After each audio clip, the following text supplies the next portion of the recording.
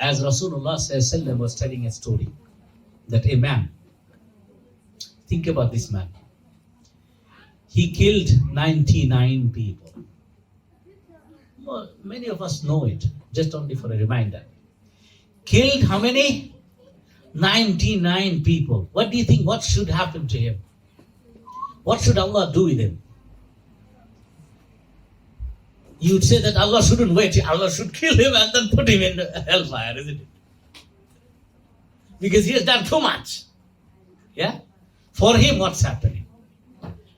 At some point, he came to a realization that I did whatever I did, it was wrong. And then he started thinking, and he became really anxious and was thinking that what will happen to me? Will Allah forgive me? Yes.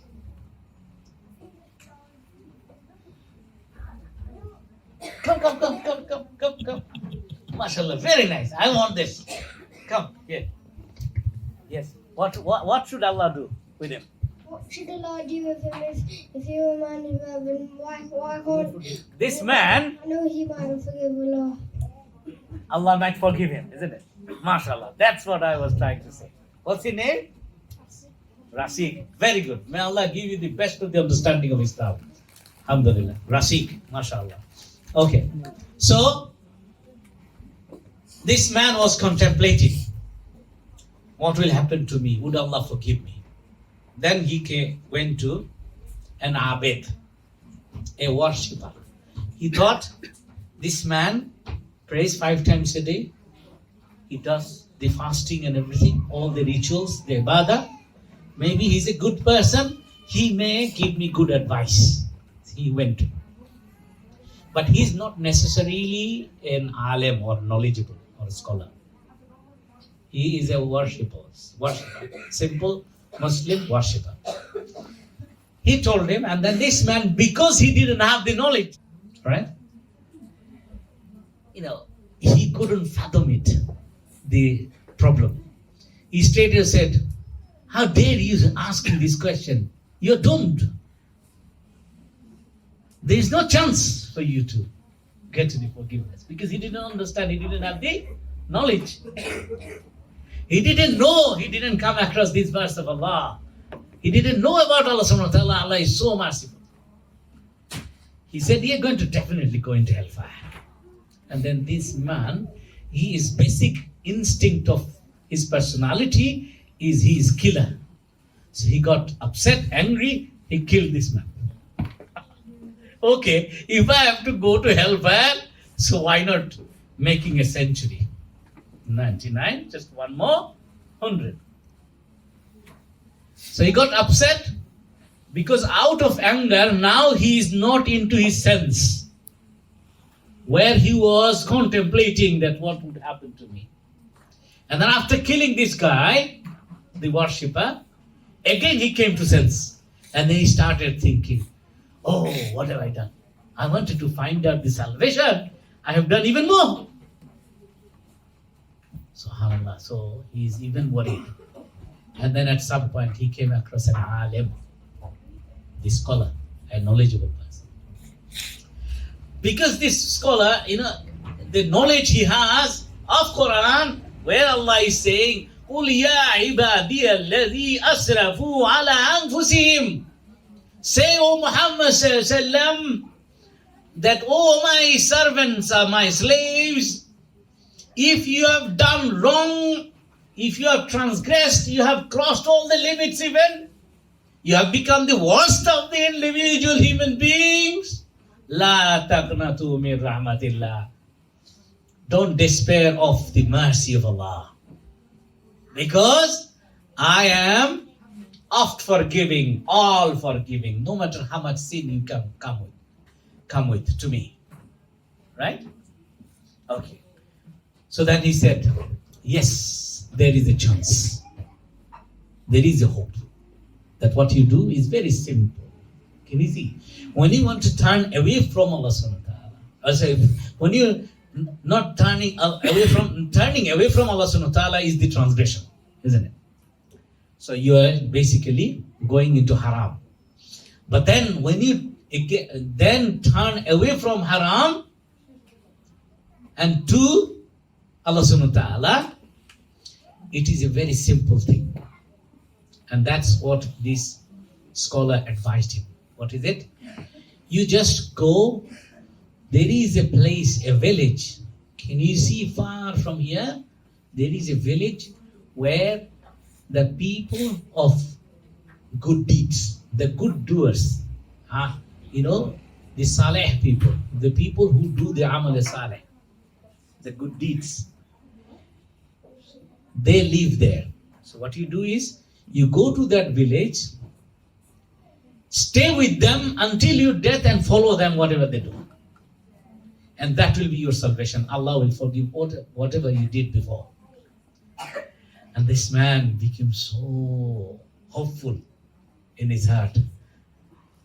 SubhanAllah, I got the salvation. And he became very emotional. And so he started running towards it. In the middle, from the point where he started and to the village, in the middle somewhere he died. What's going to happen? So that means he didn't look the answer or the solution or the salvation that the scholar said. He couldn't even reach there. What's going to happen to him? Would he not give the salvation? He didn't. Because Allah is so merciful. What Allah wants, just you put your step, a single step towards me, I will come to you 10 steps. If you walk towards me, I will come to you running. I will, or in another hadith, a Qudsi, said that my mercy will come towards you, running. Whether Allah comes or Allah's mercy, Allah's rahmah, both are same, isn't it? Okay, so this man died. Then what's going to happen? Then the angels came from both places, from Jannah and from hellfire, from the heavens and from the hellfire, and they started fighting with each other. Who is going to take this dead body? Who? This man. To where? The angels from Jannah, angels from hellfire, they are saying that, okay, he just started from the place of sin, but he couldn't reach the place of good deeds. So that means he should go into the hellfire. We take him there, to the hell. But the angel from the Jannah, they said no. At least he started to go to the people of good deeds, so he should go. He made the intention. And not only he made the intention, he started the journey. He couldn't finish the journey, but he started the journey to it, isn't it? Then Allah subhanahu wa ta'ala interfered. Then Allah gave them the task. Okay, what you do is you measure two places. One is from the place he started to the place he died. You take a measure of that. Another is to the place he died, to the place of the good deeds he's going to go to. Whichever distance is bigger, whichever distance is closer, he will be of that place.